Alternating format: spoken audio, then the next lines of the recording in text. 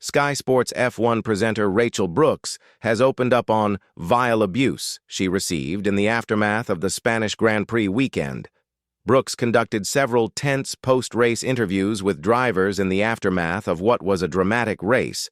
In Barcelona, F1 headlines, Vettel in Red Bull return twist as Verstappen quit call made Max. Verstappen adopted a fiery attitude with the broadcaster after he had appeared to intentionally crash into Mercedes's George Russell, who also was tense in his post-race interview when trying to condemn Verstappen's actions. On top of this, Lewis Hamilton appeared rather downbeat when talking about his terrible day in Spain, even saying to Brooks that he doesn't know what else to say. Hamilton later apologized to Brooks for acting that way in his interview, as revealed by David Croft on the F1 show.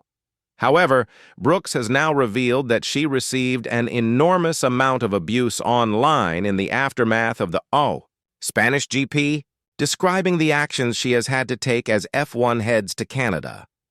Have arrived in Montreal for the Canadian GP race weekend, one of my favorite venues on the calendar, she wrote in a story on her Instagram page. I will be posting on here as usual, but comments, tags, mentions on here and on X have been disabled for the foreseeable future due to the enormous amounts of vile abuse I was sent after the Spanish GP.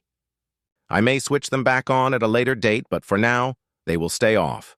Time to go racing. It should be an exciting weekend.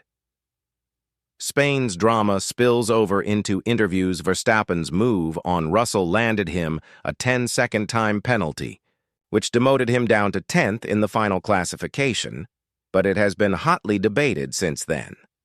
In his fiery post-race interview with Brooks, Verstappen asked the broadcaster whether it mattered if his collision with Russell was intentional or not. The Dutchman then went on to say that he'd rather talk about the whole race, seemingly trying to skate over the incident completely. But he ended the interview saying it was Brooks's opinion that his move may have taken away from his driving prowess. Online abuse towards F1 paddock personnel is seemingly getting worse, with Channel 4's Lee McKenzie recently opening up on abuse she has suffered.